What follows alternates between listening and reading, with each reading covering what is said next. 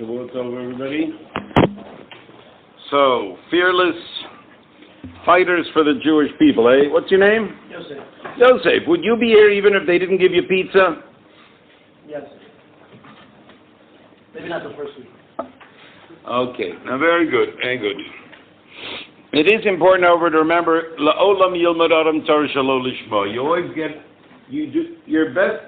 You're more likely to have energy doing the right things. I hate to say for the wrong reasons, but what's your name? Jacob.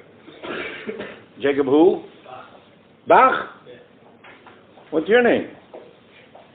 Mr. Jacob. You with him? Yes. Should I pick on him? Okay. Jacob. Yes. What, can you translate it? La'olam yilmad adam Torah shelo lishma. You should always do. So it's not for yourself. You should do it for God. No, la'olam yilmad adam Torah shelo lishma. You're way too holy, kid. Bring you back down to earth. You should not do it for God because you're way too lazy and self-centered, right? You do it because you figured out it's good. You will never have enough energy to do the right things unless you know that first that it's good for you. When you come to understand it's good for you, you can get to the higher level, right? We've talked about it in the past. Today's class is called Pluralism. Is there more than one way to be a good Jew? I'm going to talk about the basic issue. You don't want to tell people off as directly as I'm going to do now. It's just to get a handle on the idea, which is, isn't it enough to be, isn't there more than one way to be a good Jew? But first, really important, basic principle. Jacob, were you here in my first class? Yeah. You did? Well, then you should be getting this right. How old are you? 18. All right, that's the only freebie I'm going to give you. You want to get married one day? Yeah. And why will you, is that Mom? Uh-oh, now I'm in trouble. Wait a second. No, I'm going to do it anyway. Deep down, parents do want to kind of beat up on a kid, give them a good training. Jacob, when you get engaged, I'm going to ask you, why do you want to marry her? For her good or for your good? What would you answer? You don't get married because you love her, it's because you love you. Whoa, this guy's ahead of me. All right. In other words, you're not going to marry a girl because you love her. You're going to marry a girl because you love you. After all, if he really loves her, he wouldn't marry her. He's a really great guy for her. Whoop, now, Mom doesn't believe that. But you know what I mean, Jacob, right? Everybody gets married, right? You marry a girl because you come to the conclusion she's good for you. She marries you because she comes to the conclusion you're good for her. Right? Take to the day you get married. You think to yourself, why does she want to marry me? And what's your answer? Because she thinks that marrying me is the most fantastic thing that could happen to her. You are aware of her selfishness and you're feeling great about it. Make sense? Let's picture the opposite, see how disastrous that would be. What if on the day you get married you say, why does she want to marry me? And you say to yourself, well, frankly, for herself, she could take it or leave it, but because it's a mitzvah, she'll marry me. You don't want that. Yeah? You want good, healthy, she wants to marry you because it's good for her. The problem is, Jacob, you're way ahead, I know. What is the number one cause of divorce in the world today? Marriage. No, not just because you're married, but because why you got married. You can only get married because you think she's good for you. She can only because you're good for her. The problem is if you stay with that selfishness into the marriage and it continues, the same thing that got you married, they'll get you divorced. And therefore, once you get married, you have to remember, okay, Jacob, now that I'm married, and by the way, you practice this even in your engagement, what do I want most? I want things to be good for me, but it'll only be good for me if she's happy. Aha! And therefore, for good, healthy, selfish reasons, you say to yourself, I'm going to put myself aside and make her happy, knowing that the happier she is, better off I will be. It's so obvious. It's just that the problem is, are you a child or an adult? Try to be an adult, but you're a child. Well, are you a child or an adult? Child. No. Both. First, he's ahead of me. I told you he's ahead. First, to know that after 13 or after 12, you are both a child and an adult. You will never be just an adult. Well, that's what dying is about, it, right? So you're going to always be both, and more of a child by 13 years. And therefore, understand that really, as a healthy adult, all you got to know is if she's happy, you'll be better off. And at that point, you put a happy, doesn't mean do whatever she wants. I mean, care about, invest in her happiness. Not only will she be happy, which is good for you, but you'll actually begin to love her because to the extent you give to someone, you will give. Why do your parents love you? They think it's because you're a wonderful kid. It has nothing to do with it. Your parents love the child because they gave. The rabbi says to the extent you give, you will love. Right? Familiar about hearing about a kid that only a mother could love? Okay, you look better than that, but it wouldn't make a difference. Got it, Jake? Yeah. And therefore, step number one, I think that girl is good for me. Step number two, I put energy into her happiness for good, healthy, selfish reasons. The happier she is, the better off I will be. Your problem in doing that is because you're such a short-term child. Everybody has the same problem. You came into this world as a child. They say, no, I've been, now that we're married, you got to take care of me. No, you just be an adult about it, and you'll know the happier she is. Am I making sense? Give that nice smile and say, see, I'm not talking for you, I'm talking for these single guys here, you know what I mean? Because, no, because the good news is that we're both children and adults. You can always learn, But to understand that we're all because of our childishness. If you were an adult, you would know the happier she is, the better off you'll be, you'd make the other person happy. That's what creates love, because the rabbis say, the more you give to somebody, the more you will love them, that you put energy into another person. But long before you get to love, you're going to have a good life, just like with God. Long before you love God, fear of God, knowing that the more you put energy into the relationship, the better off you will be in the relationship. That's good enough to start a great relationship. It goes further into the question of love. All right. So the topic we're looking into here is pluralism. And the basic idea is, isn't there more than one way to be a good Jew? First we'll look at the terms. You all want to define terms. Pluralism. So we'll define. We got any British in here? Because they're nothing personal, guys, but they're more likely to know English than you care. Daniel. Yeah. Plural. That means? More than one. Oh, well, you got it. Plural. More than one. So pluralism. What is it? What word or two do you add with the ism? Even do. Plural is more than one. Pluralism means an ism. Communism. More than one way. Because pluralism is the idea that there's more than one way. America is a pluralistic society. It means there's more than one way to be good American. Republican, Democrat, conservative, liberal, many different ways. Jew, Christian, Muslim, atheist. Right? In England, do you know, what do they call it in England? You are English, right? Yeah. Reverse colonialism has succeeded totally. We have taken over England too, huh? I think in Canada and UK they used to have a different term. Anybody? Multiculturalism, you ever hear? Multicultural, more than one. The idea that there's more than one way to be a legitimate member. And therefore, so when we talk about Judaism, people say Judaism is pluralistic. There's more than one way to be a good Jew. What's your name, young man? Matt. Matt. Where do you learn? In the Vaseret. Vaseret. So what's the common Orthodox response? Yeah. Sort of. What's the common Orthodox response when the Reform guy says there's more than one way to be a good Jew? Yaakov, is it? What's your name? Mordechai. No! What's your name? Mo? Mo. What's Mo stand for? Mo? So, the old Mo's used to be Moshe, but I don't know. What, you got a middle name? Shlomo. Oh, is there more than one way to be a good Jew? Good. So good. See, very good. We're getting toward the solution. I just want to lay it out for you.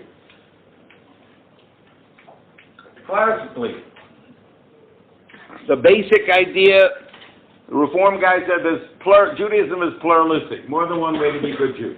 And the biggest mistake that the Orthodox Jew can make is by the natural Orthodox mistake is reverse. Now it comes from this concept that when you're where do you learn, Shlomo? The Vaseret. It's a common Jewish thing that when you're learning the Chavruta, with Chavruta, you're looking at, and when you figure out, and one of you come up with a possibility, it's almost your job to figure out why he's wrong, right? For example, Rav and Abaye, called Bar Plukta, they constantly argue with each other. But Bar Plukta always means people,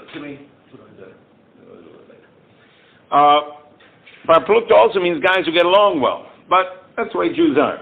Arguing, get along well.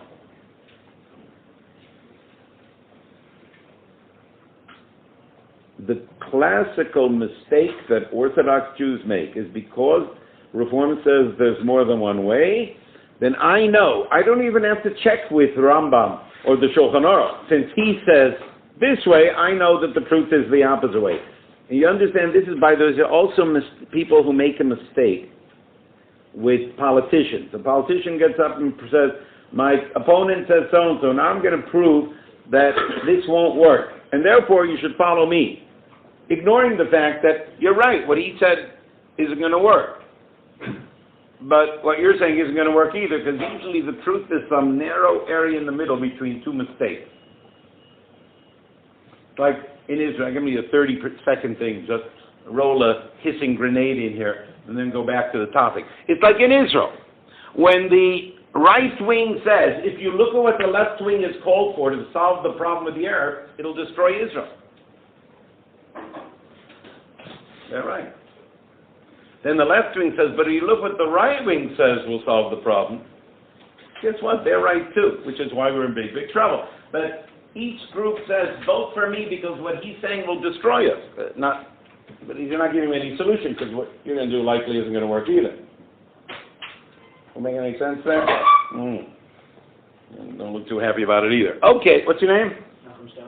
Nochum. Where do you learn? Married. You're not learning anymore? Okay, I got it. Where do you live?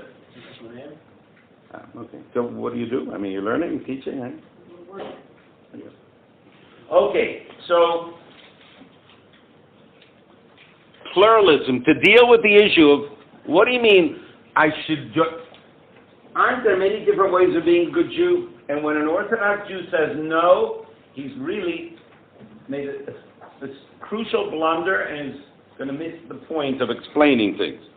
So in order to lay this out, I would like to, we're going to be laying out a discussion between an Orthodox guy and a Reform guy to lay out what are the issues regarding is there more than one way, to understand what the Orthodox position really is.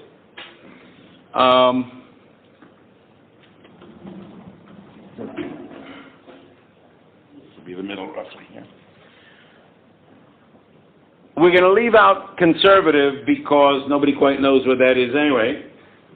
I mean, Orthodox and Reform represent two opposite sides. Conservative generally lays out for anywhere from just about Orthodox to just about Reform.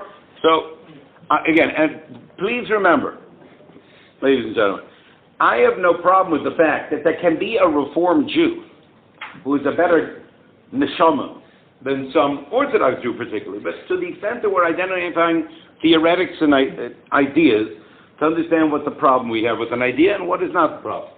So, pluralism, more than one way. The Reform guy says Judaism is and should be seen as pluralistic. Says the Orthodox guy. Prove it. Give me evidence that there's more than one way to be a good Jew.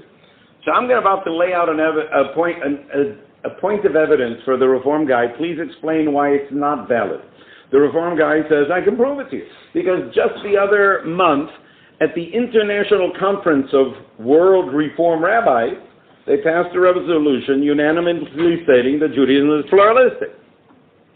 Why is that not a valid point of evidence? What? The Orthodox guy doesn't believe in... Doesn't believe in him, yeah? It's from a conference of Reform rabbis. That's right, so just explain. That's what they say, not what Orthodox. In other words, what, Shlomo? Not from the Torah. Let's all the basics. Jacob? More than one side. In other words, the Reform guy... Yes? Well, they're saying that something is pluralistic, but there's more than one way to be a good Jew. In fact, if they've only presented that from one. In other words, a Reform Jew has a right to say, I trust my rabbi, and this is what he says. But when you're trying to resolve a conflict, remember, we're talking about Orthodox and Reform, trying to shed light on the situation instead of heat, in a world where you're trying to come with a common understanding. That doesn't mean you're going to change, but a common understanding of the problem. So you can't bring a point of evidence based on that which is only authoritative to decide who's speaking. Right? They don't, by the way. I just want to explain. They don't say that, but you understand. You have a right to say, my Rav said so, and at the end of it, it's just you're not proving a point, you're just saying, this is where I'm holding. And I'm not interested in discussing it. But in the discussion, the Reform guy would have to bring a point of evidence from from a source which would be legitimate to the Orthodox guy. Again, they do. So I just want you to think of. Don't think that you don't want to put your brain power into it if we don't think so. Give me an example that the Reform fellow would bring, and I'm talking about actually from Reform magazines or from their articles. Evidence the Reform guy would bring to prove the point, in an attempt to prove it even to the Orthodox side, that there's more than one way to be a good Jew.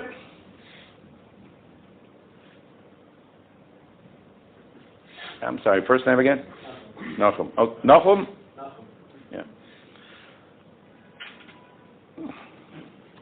Shlomo?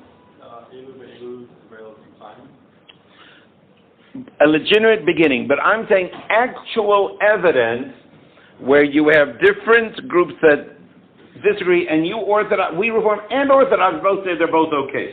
First name? David, yeah. Avraham, Yitzchak, and Yaakov all had different traits that they were known for to be. Right, but we're talking about you'd have to show, it's a legitimate beginning. You have to show areas of conflict in which you say that conflict is okay, they're both all right. What's your first name? Jacob or Yaakov? I think I want to do a little hot. The Chidush Arim, the first Ger Rebbe said, find the guy over here. Daniel, are you a Jew or a Goy? Jew. No. Yeah, flunk back into my classes.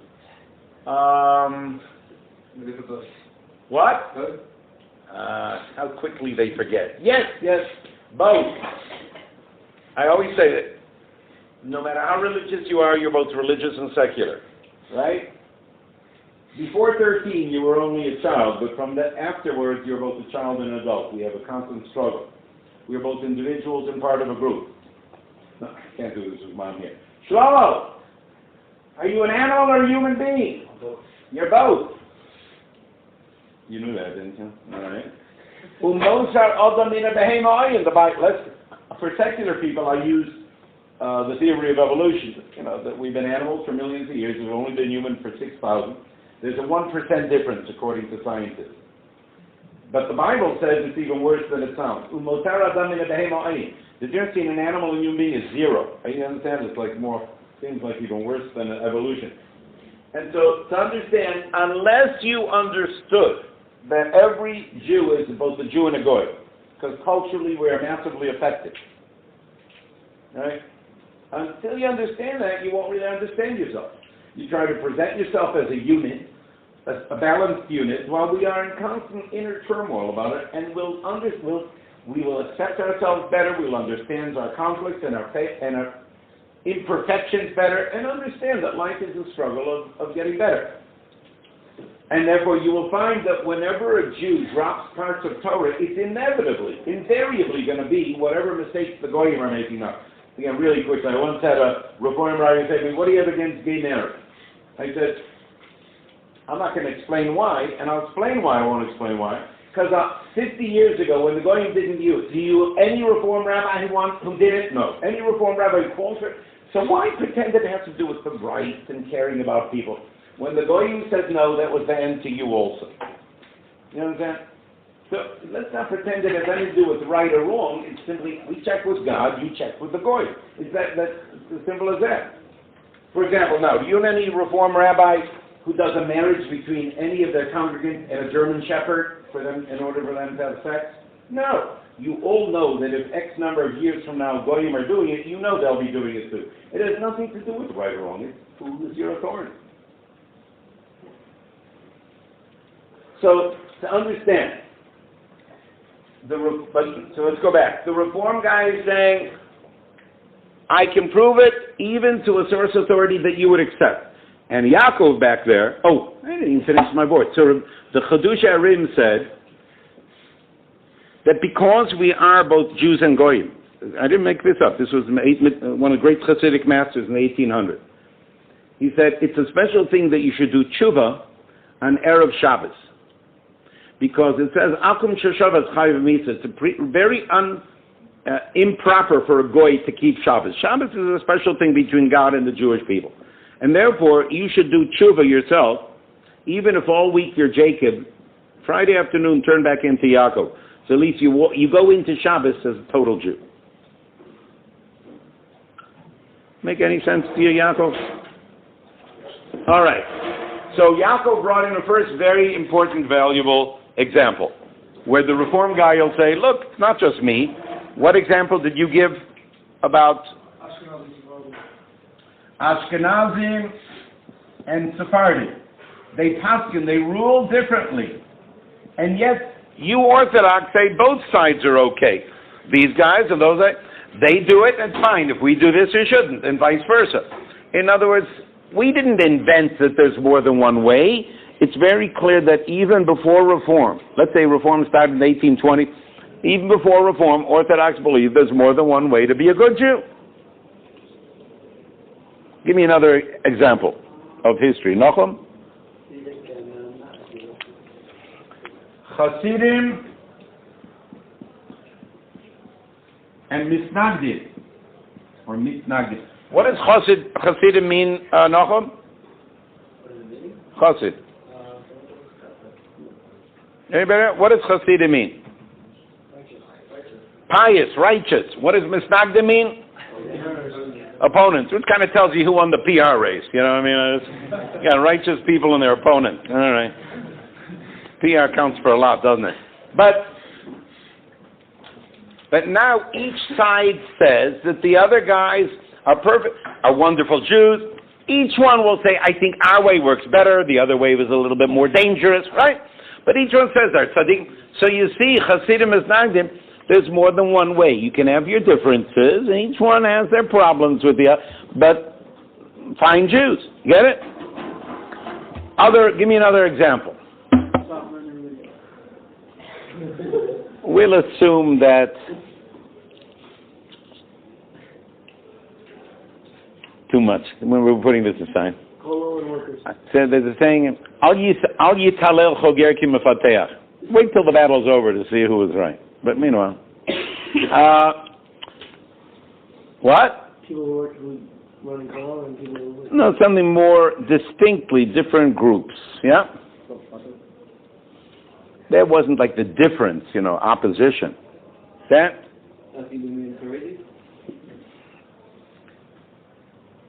Yeah, you say that, I think. Haredi and Filuni. Going back in history,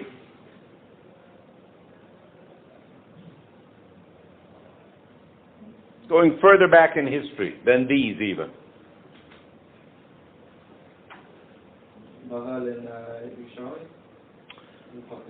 Wait, the people understand the most. I'm makabel the idea, but you'd have to find the most obvious, more direct thing, Daniel, is like Beit Hillel and Beit Shammai. 320 places where Beit Hillel and Beit Shammai differ on halacha, and yet each one said the other ones were fine Jews, but we paskin like this.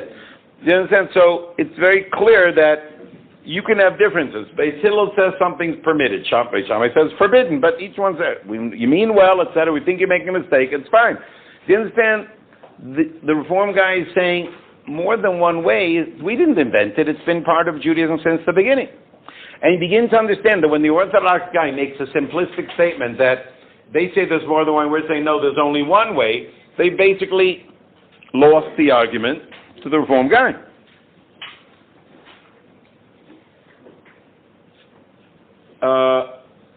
Here, probably similar to Haredi and Datilimi, you have modern Orthodox and ultra-Orthodox, and they're going to differ, but each one is saying their marriage is marriage, divorce, divorce, conversion is conversion. So, in other words, the Reform guy is saying, clearly there's more than one way. What is the response? What is the legitimate response for the person to understand that this entire class can be summarized? The answer is not yes, the answer is not no, the answer is yes, but. What would be the sensible Orthodox response? Jacob? As long as you follow halacha. We'll get to detail. That's already a detail. We want to get to what it is, but what is it that he's saying even more generally? Yes, but within the certain accepted framework. Within a framework. That is to say, what the guy is saying is, you're telling me that there's more than one way to be a good Jew. And I'm telling you, I agree with that. The problem is not that there isn't more than one way. The problem is that you think that any change is okay. But I can prove to you, while there is more than one way, there are limits beyond which you can't go. That just as history proves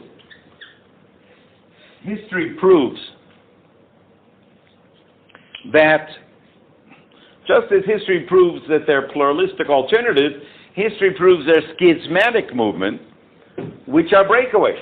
And I would show that they were not only Orthodox believes that, but so does Reform.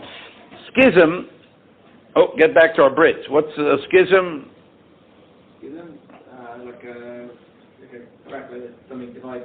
Yeah, a split. Could even be a physical split in Iraq, but schismatic means where the church divides between the East Church and the Western Church, and after the first few centuries of the Roman. Schism is one group where they make such changes that they really become two groups. Of course there's more than one way, but it can't be anything goes, because the same history that can show there's more than one way shows that there are schisms, there are breaks beyond which you cannot go. Says the Reform guy, prove it.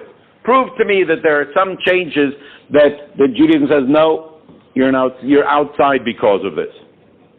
First name? Yakir. Yakir. Yeah? Samaritans, the Ian, the Carrots. We'll put them up in a minute. You haven't come up with the champion of all time.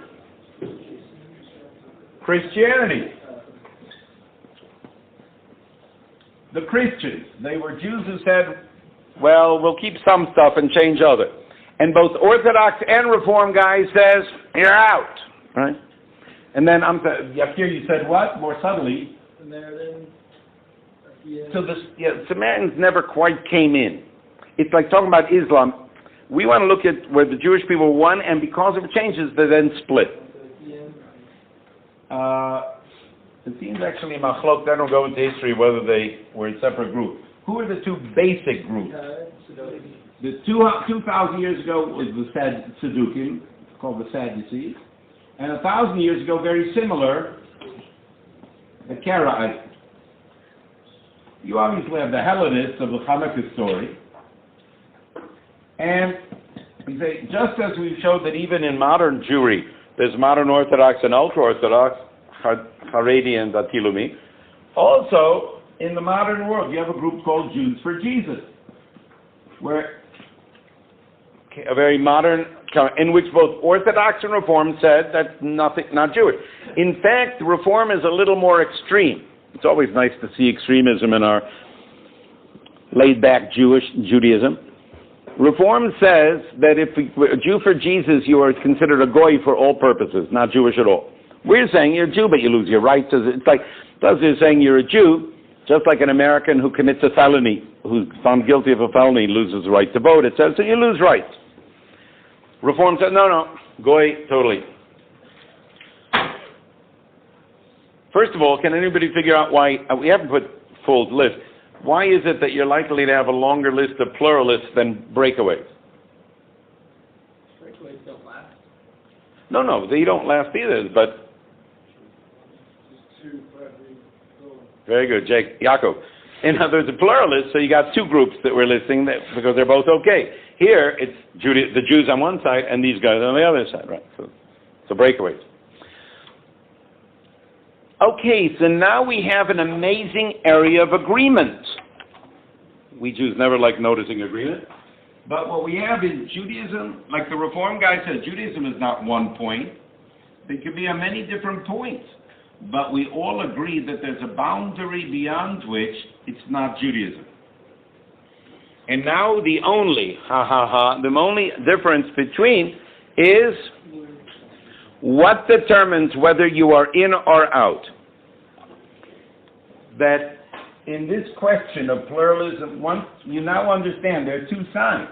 Reform says we are a pluralistic alternative, while Judaism says no, there are pluralistic alternatives, but you are a schismatic breakaway.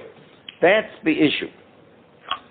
Once we understand that, we will now understand, we're going to go through, construct, and then look at the differences. We'll understand why the Orthodox understanding is the only one that works. Works what? Well, where did the Reform guy go? I want one word to describe a concept. Where did the Reform guy go to prove that there's more than one way to be a good Jew? Media. Orthodox.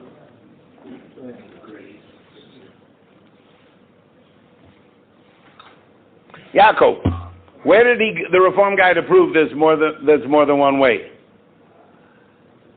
When I say, you'll say, of course. Gemara? No. What? What's your name? Louder. I'm sorry, the other one. The answer? History. Where did the Reform guy to prove there's more than one way? History. Where did the Orthodox guy to prove that there are limits? History. Great. That'll be a good point. I mean, obviously, as an Orthodox Jew, I'm thinking there's a God who gave a Torah who said so. But that's not good enough for him because he doesn't believe that God gave a Torah. And therefore, I'm going to say, separate from what we believe is true, great. Let's look at history. Now, just to understand how this works, supposing a guy comes and says, I am a Christian. I said, well, okay, you can get in here anyway, but you believe in what? You believe in, like, Trinity, the Father, Son, Holy Ghost.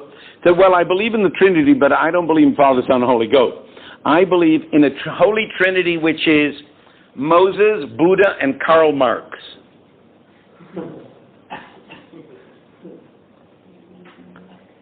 Do you understand? I don't have to be a Christian to say, mister, that's not Christianity. Do you understand? A simple respect of people's beliefs. That when a guy says, I'm a Christian, I believe in that, that's not Christianity. I don't know, it's not whether I believe in it or not. There may be borderline areas, but it means something, just like the word chair. There are many, many chairs. This is not one of them, right? In other words, words have meaning. Ideas have meaning. Well, you went to history to prove there's more than one way. To history to prove there are limits. Judaism says, Orthodox Judaism says, great, now let's look at it. Let's come up with something that lasts. Let's see. The Reform movement came into being around the 1820s. So let's go back to around then, or let's see, right before that. we're going to come up with basics. We'll have principles on top. We will have different groups on site to see whether they match or not. So, we're in the year 1800, and we're figuring what are the essentials of Judaism and what are the less important points. So what would you come up with? What is principle number one, the most important principle of Judaism? Without this, you can't even get to principle number two. Well, what about them? Very good. So principle number one is one God. I'm going to put here the letter PL representing, because remember what we have in agreement. What we have in agreement is both Orthodox and Reform agree that these are legitimate alternatives. Both Orthodox and Reform agree that these are breakaways. Here's the area you would disagree with, that we're trying to figure out, are they legitimate, is it a legitimate alternative or is it a breakaway? So, yeah, the number one principle of Judaism, the belief in one God. Do all pluralistic alternatives in Judaism insist the belief in one God? Who doesn't? No, remember, these are the pluralistic alternatives. Yeah, these are the breakaways, right? All right, so we have clearly, what would be principle number two? All right, one God. What would be the second principle? We don't have room for 13. God, including the basic category. Yakir? One God, and number two, God-given Torah.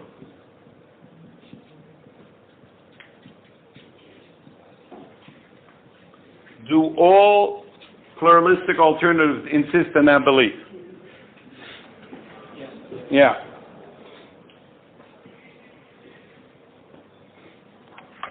So what would be principle number three?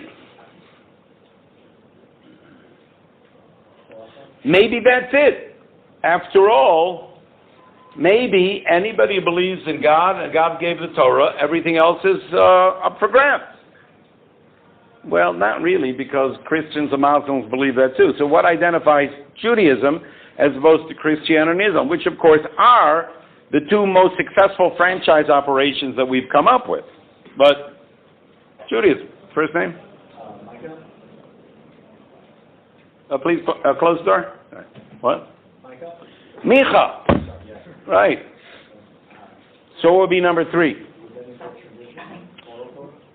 Rabbinical tradition is separate from oral Torah. The oral Torah. What? God given oral Torah. But the oral law is God-given and binding.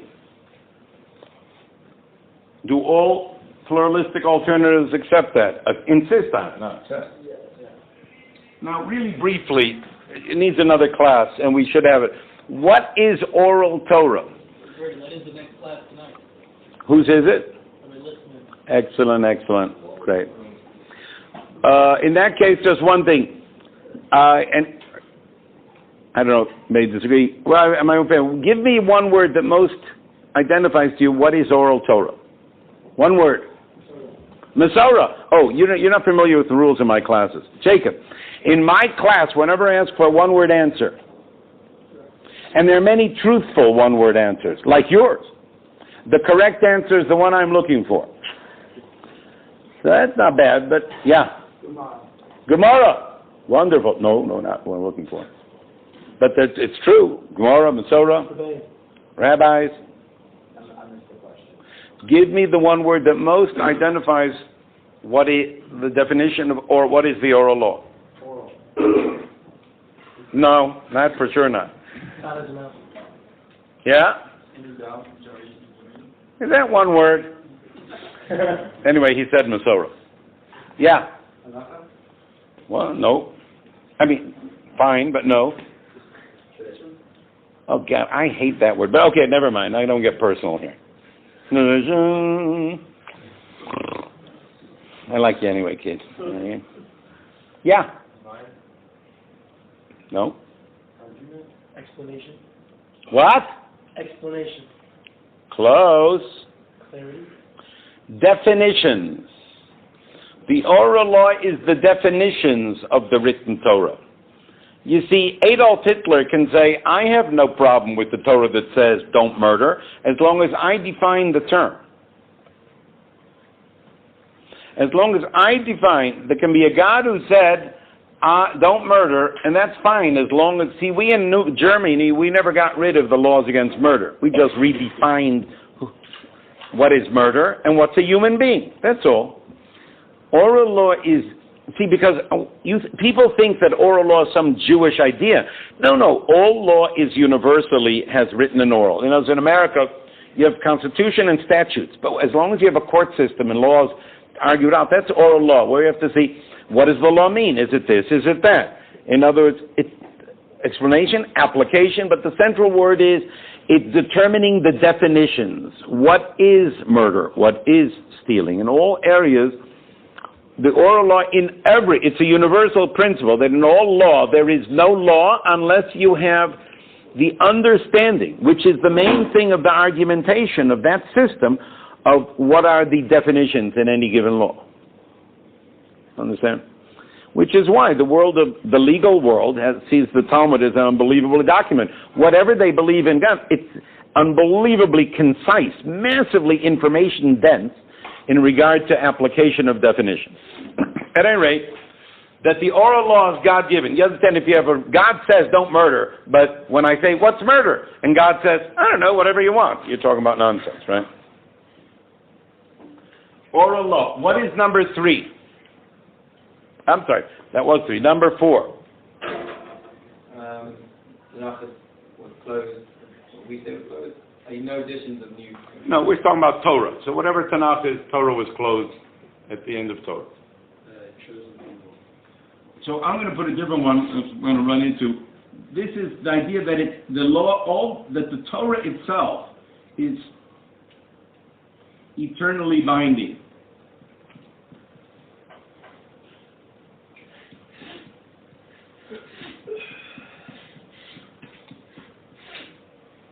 Do all pluralistic alternatives insist that the Torah is eternally binding? Okay, now give me a 5th principle.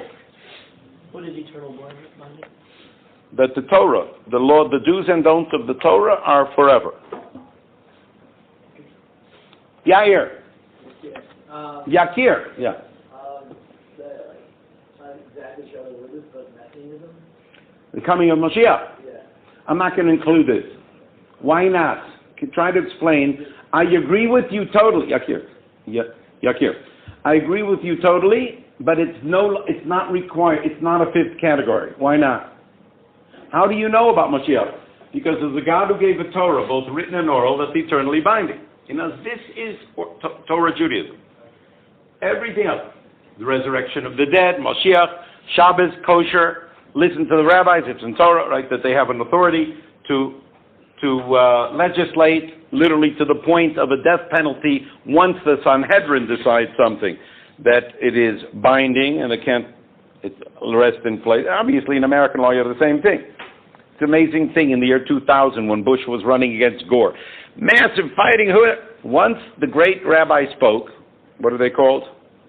Supreme Court. That's it. Half of the country says, whew, and the other one says, darn it. But everybody knows that's the law. He's the president. As a Jew, I regret that even though America is a man-made system, how well they understand the absolute necessity of final word as the law. There is no 5th principle because they are all included in this. Not just because I don't have a long enough board, right? Do you see the idea? Now, let's go further.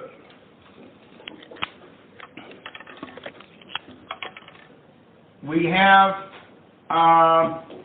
the Karaites of 1,000 years ago, or the Sadducees of 2,000 years ago. Do the Karaites and Sadducees, do they believe in one God? Yes. Do they believe God gave the Torah? Yes. Do they believe the Torah is eternally binding? Yes. All right, so what makes them a breakaway? There's only one of the four they reject, and that's enough to make them a breakaway. It's a schismatic break. Because these are the fours that are deal busters. How about Christianity? Or Jews for Jesus? Now, do the Christians believe in one God?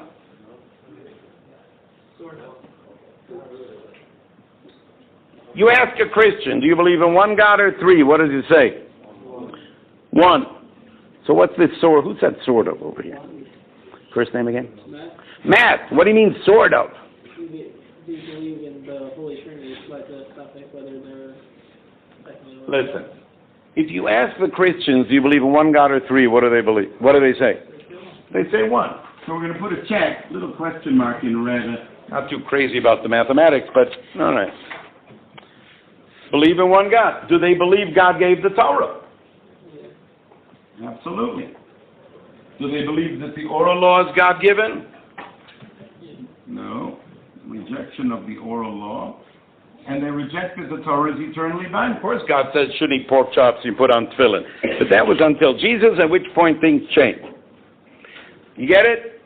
Those four are basic. Anybody group who breaks one may not be another religion, but they're a breakaway from Judaism. Anyone who accepts two and rejects two, that's another religion. Now we begin to understand our problem with reforms. To be a Reformed Jew in good standing, do you have to believe in God? So, in a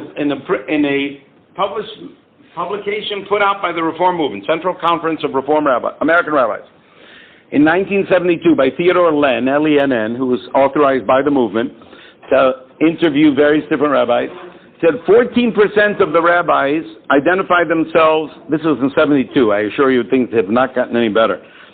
14% of Reform rabbis identified themselves as atheists or agnostics. Furthermore, there's a fourth group called the Reconstructionists who openly say belief in God is irrelevant. You can believe it or not as you like. Judaism is a civilization, not a religion, and therefore it doesn't matter what you believe. And the Reform movement accepts absolutely you can be Reform/Reconstructionist. And therefore, on the necessity that you can't call yourself Reform if you don't believe in God, what do you put? You can't put an X. An X is a rejection of a belief. And Reform says some do and some don't. This is the closest you will get to Judaism. For the OPT, optional. This is the closest it'll get to Judaism, because the Reform movement explicitly, from the beginning, rejects the idea that God gave the Torah, explicitly rejects the idea that God gave the oral law, and explicitly rejects that the Torah is eternally binding. In other words, the problem is not, is there more than one way? It's that when the Reform movement says, that's definition number one, and we can accept that. What we're saying is that there is a phrase used in the Reform movement, put out in a number of their platforms, because the Reform movement in the 1800s, 1900s had conventions where they talked about what is Reform Judaism. And a phrase that finds its way there is that every group of Jews has a right to accept, reject, or modify any aspect of Judaism as long as they do it within a positive Jewish framework. Accept, reject, modify. What we're saying is, of course there's more than one way, but not only do we reject that every group of Jews has a right to make changes, and that's okay too, you don't accept it either by the fact that you've rejected the Jews for Jesus and Christians. Do you understand? If you think the idea, they say there's more than one way, and you say no, there's only one way, you've lost the game. it's important for you to understand it's not that there's only one way. It's that in the entire history of the entire Jewish, of 3,300 years, forget about pluralism, there has never been a more radical breakaway from Judaism than Reform.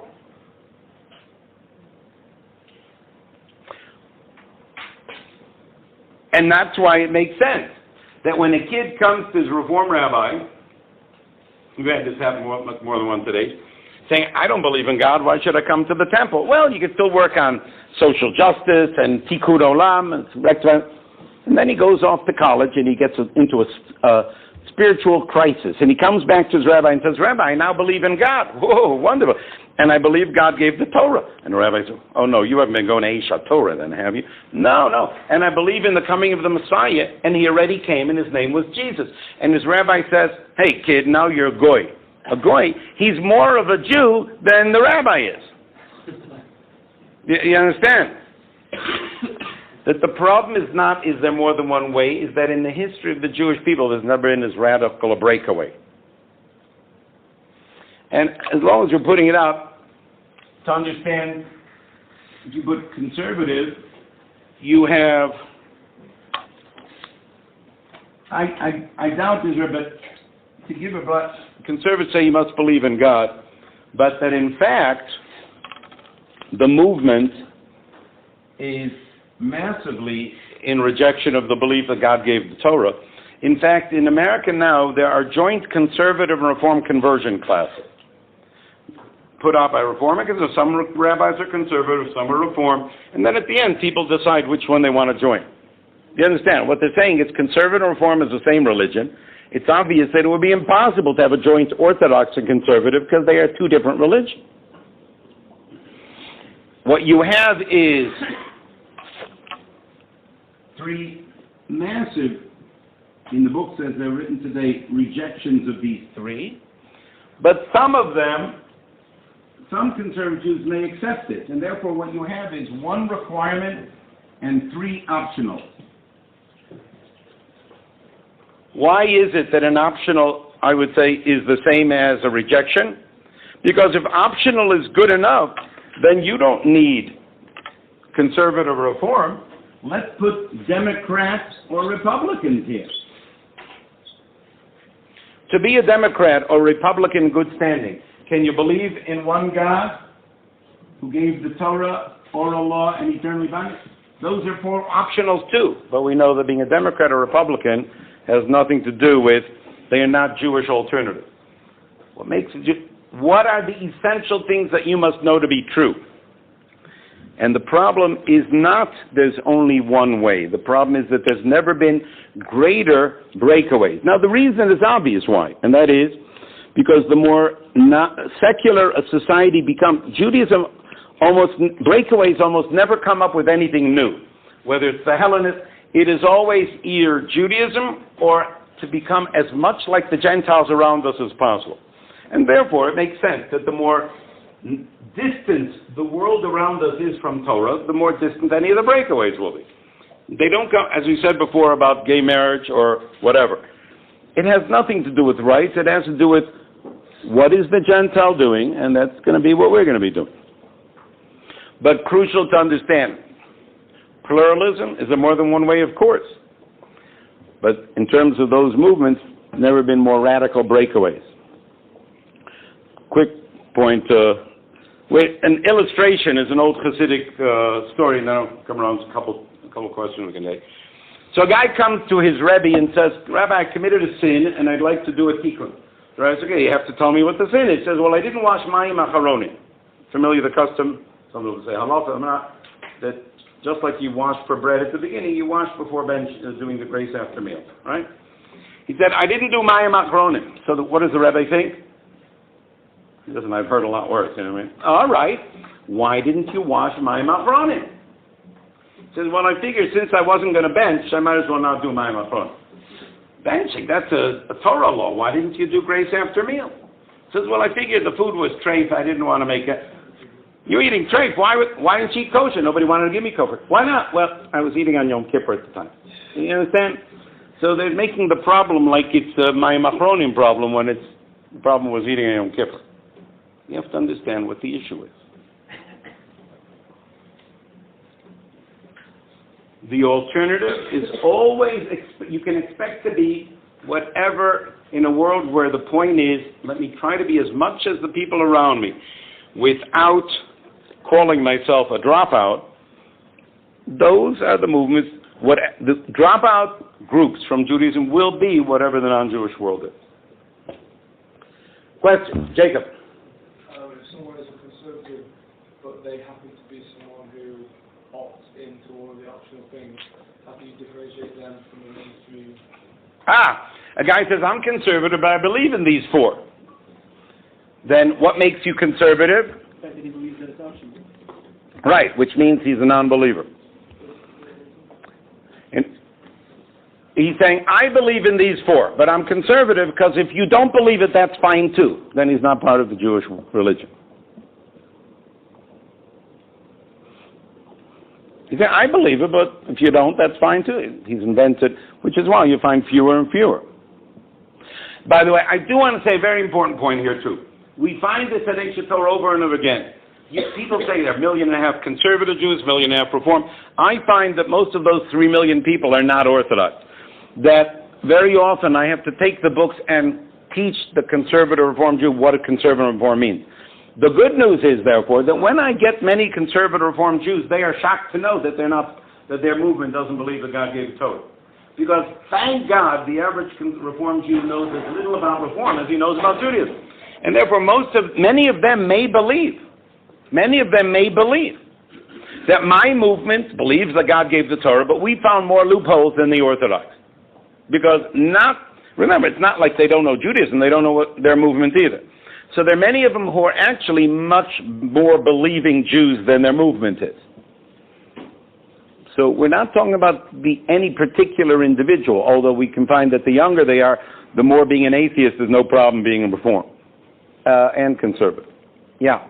So you keep saying that they're a different religion, but the facts are if their mothers were Jewish, then they're Jewish. So like how can they be part of a different religion? Very good. They're not going to be Jewish. So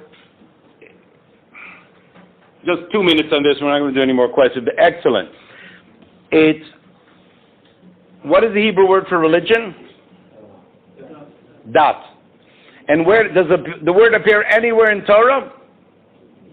2 or 3 places, and never as religion. In other words, the concept of the Jewish religion was invented by the Reform movement that says, we are not an Am, we are not a nation, because the word that's used to describe, we are an Am. We are a nation that has a covenant with God. So what makes those people Jews? Because that atheist, let's go to extreme, I don't mean Reform. That atheist is a Jew because he's a member of a nation that has a covenant with God. The fact that he is not aware that there's a God doesn't change the fact that he's a member of a nation that has a covenant with God. Why does he consider himself a member? You can ask him. But I know what makes him Jewish. There is no such thing. What we mean by Jewish religion is that once we have a covenant with God, what we call Jewish religion is the information of the truths of life that Judaism teaches. But a Jew is a member of a nation that has a covenant with God. And therefore, while they are a different religion, they are still a member of the nation. You get it? A religion is a group of people bound together by a common belief system. We do not have that anymore. Don't fool yourself. They believe in things perhaps more different from Judaism than Christianity.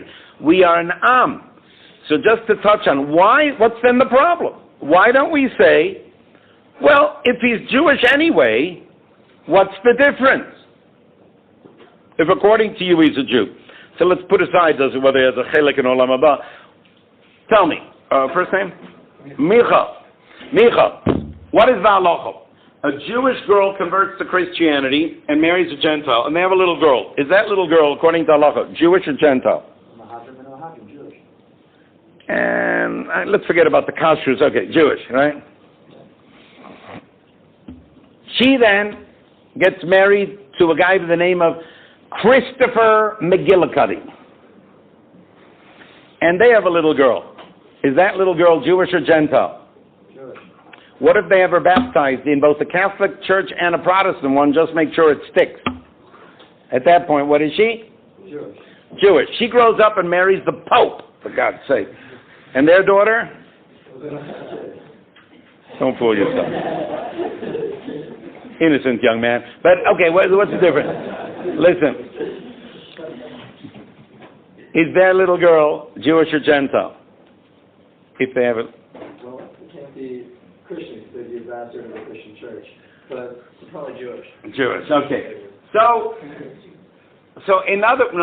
the rule is you can't be a Christian unless you're baptized. You can't be born Christian. I'll put that aside. In that case, I don't understand. We say that there are 1.5 billion Christians in the world and 12 million Jews. Why? Why don't we say there are 1.5 billion Jews who believe in Jesus? Who are the Christians? A bunch of people 2,000 years ago believed that the Rebbe is the Messiah. Then he died. They believed it. And next thing you know, they got 1.5 billion members. Why do we say there are 1.5 billion Jews who believe in Jesus and 12 million of us who don't? Why do we call them non-Jews? Because at a certain point in the changing of the rules, they said, we're no longer going to, because the Jews aren't buying it, we're going to turn to the Gentiles. They said, well, we're going to allow converts to Christianity. Until then, Christianity was Jews who believed in some falsehood, still Jewish. By changing the rules and saying that with baptism alone you can join us Christians, even though you're Gentile, then the Jews said, well, in that case, we don't know who's who.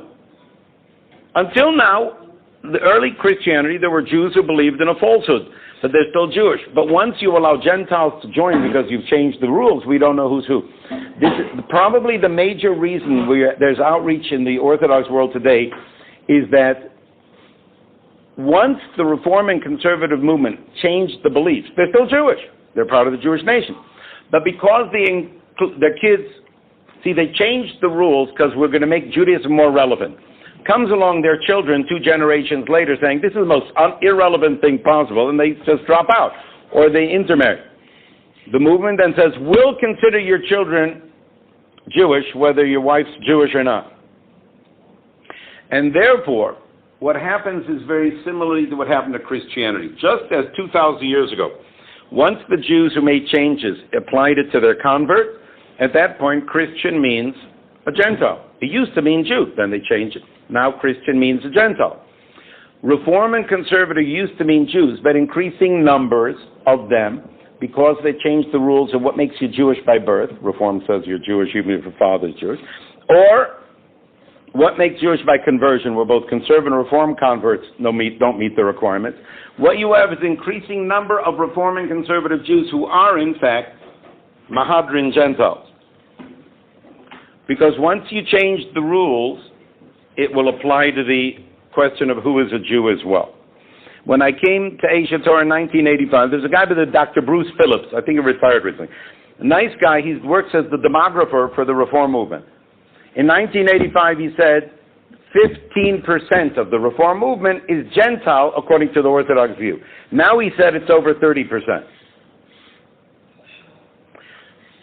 Now, does that mean that any given Reform Jew, the chances are 30% that he's not Jewish? No. Who is more likely to be Gentile in the Reform movement? They're 75-year-olds or they're 5-year-olds? The 5-year-olds. So as the Reformed Jews who die are more likely, the ones who are dying are the Jewish ones. The ones who are being born because of intermarriage are more likely the Gentile ones. And therefore the number from 15 to 30 up to 51 to 75% is already continuing. And therefore, no matter what they believe they're part of the Jewish people, but you have to know that the point is getting to the point where any Orthodox Jew has to assume, getting to the point where we're going to have to assume that we don't know who's in the Reform movement is Jewish and who is Gentile unless they can prove it in Orthodox view. Go back to their mothers. They, of course, will be horrified and say, we're not going to do that. And at that point, there are 2 possibilities. They will either, like the Christians, become a different religion, or, more likely, not having the stick-to-itiveness of the Christians, like the Sadducees and Karaites or Hellenists simply flowed out of Jewish people. Because while the Reform movement's been around for 200 years, you've never found a family that's been Reformed for 200 years. If you were Reform in 1820, you were Gentile by 1920. If you were Reform in 1920, Gentile by now. It said there's a 3 or 4 generation lifespan before they wash out. Various different books written by secular Jewish authors pointed out as well. The movement's 200 years old, but the families who go through come in as Jewish, come out approximately 100 years later as not Jewish.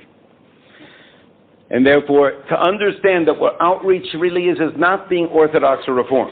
It's in or out in terms of Jewish identity. Very important to understand. There's going to come a time, we don't know when, you can read The Tipping Point by Malcolm Caldwell, nothing to do with Judaism, that tells you how things don't change in normal, things stay there until it all of a sudden flips.